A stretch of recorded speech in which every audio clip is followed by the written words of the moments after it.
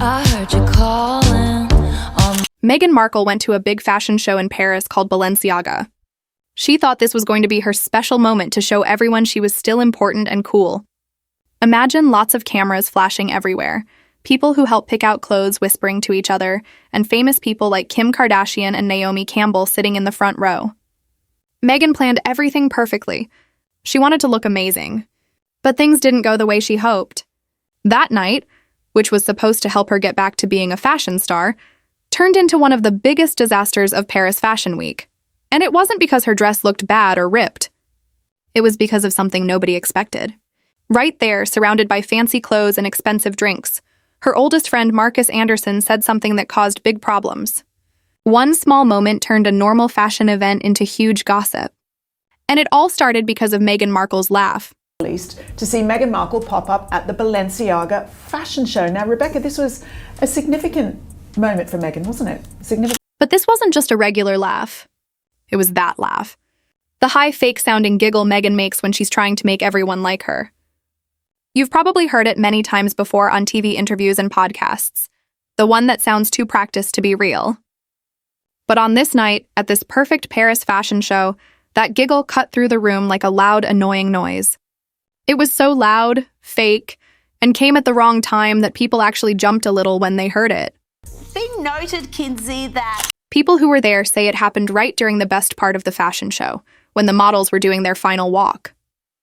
That's the moment when everyone is supposed to be looking only at the clothes. But Meghan threw her head back and started laughing at whatever Markus had whispered to her. The cameras took pictures. Social media influencers quickly turned their heads to look. Within seconds, the moment was all over the internet. Meghan Markle laughing really loudly at one of fashion's most exclusive shows. And right next to her was Markus Anderson, the same man who had been her friend through everything, from introducing her to Prince Harry to helping her meet important people in Hollywood. But here's where things get really crazy. Just a few hours later, Markus became the person everyone was talking about. According to people who heard him at the Balenciaga after-party, Markus was making fun of Meghan's laugh. One person said he laughed and told the stylists, "I swear she practices that laugh in the mirror." Another person heard Markus joke that Meghan's laugh was so loud it made the models mess up their walk. that caters to celebrity royals and high profile. At first, everyone thought he was just being playful, like friends teasing each other. But then someone posted what he said online with the caption, "Even her best friend is tired of it." And that's all it took. Within hours, Twitter, TikTok, and Instagram went crazy. Videos of Meghan's laugh were everywhere. Someone even put her laugh over the fashion show music. By the next morning, everyone in the fashion world had seen it. News headlines said things like, "Cringe confidence," and "Paris rolls its eyes at Meghan's Hollywood energy." What started as a carefully planned moment to look good fell apart overnight. And the meanest part? Markus Anderson, the man who had spent almost 10 years helping Meghan look good, was suddenly the one making things worse. According to people close to her, Meghan was really upset. She had flown to Paris with her stylist, a small group of helpers, and a dream of making everyone remember how great she was. After her Netflix problems, her Spotify failures, and all the mean press, this was supposed to be the moment she reminded everyone who she was: stylish, elegant, untouchable. But now, instead of magazine covers and nice reviews, every headline was about her laugh, her awkward energy, and whispers that even Markus was backing away from her. One person from the Balenciaga team even told a magazine that Meghan tried too hard to get noticed. And honestly, Paris hates that. The city likes people who act mysterious and naturally cool. If you look like you're trying too hard, you've already lost. And Markus didn't stop at just talking about the laugh. Oh no, it got worse. At least 2 guests said Markus hinted that Meghan had begged to sit in the front row. She apparently wasn't even on the guest list at first. Markus called in favors to get her that seat, one publicist told a newspaper. But behind the scenes, people were rolling their eyes. Within 24 hours, everyone online was saying the same thing. Meghan forced her way into Balenciaga's front row, made a fool of herself, and even her best friend was tired of defending her.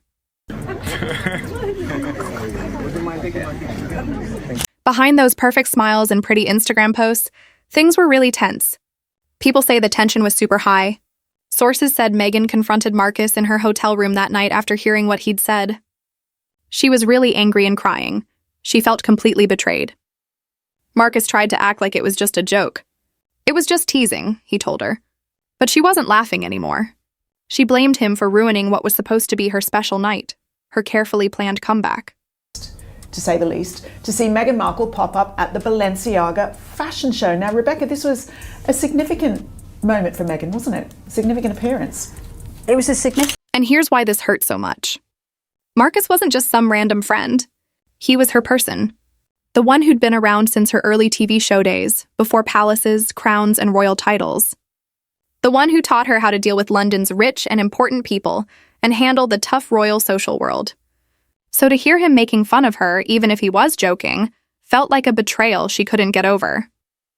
And to make it worse, invitations to other fashion shows that she used to get suddenly disappeared.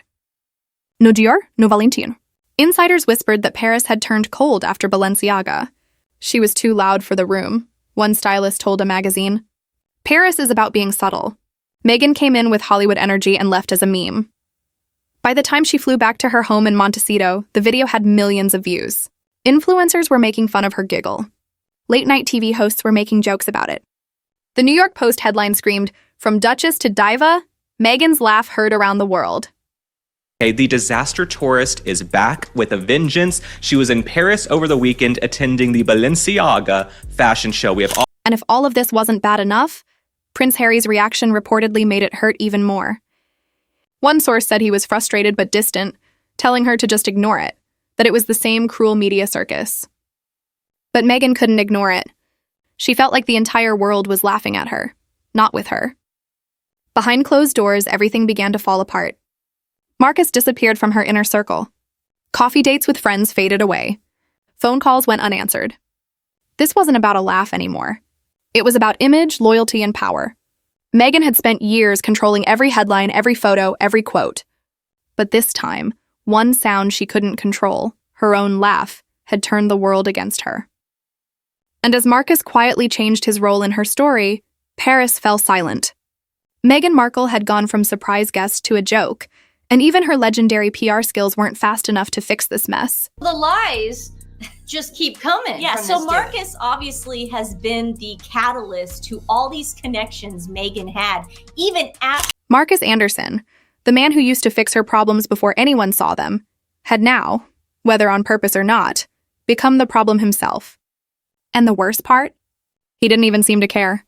While Meghan stayed locked in her expensive hotel room, reportedly crying and begging her team to delete the video before it made morning TV, Markus was spotted the very next day at a fancy cafe. He looked calm and was smiling, eating lunch with important fashion magazine writers.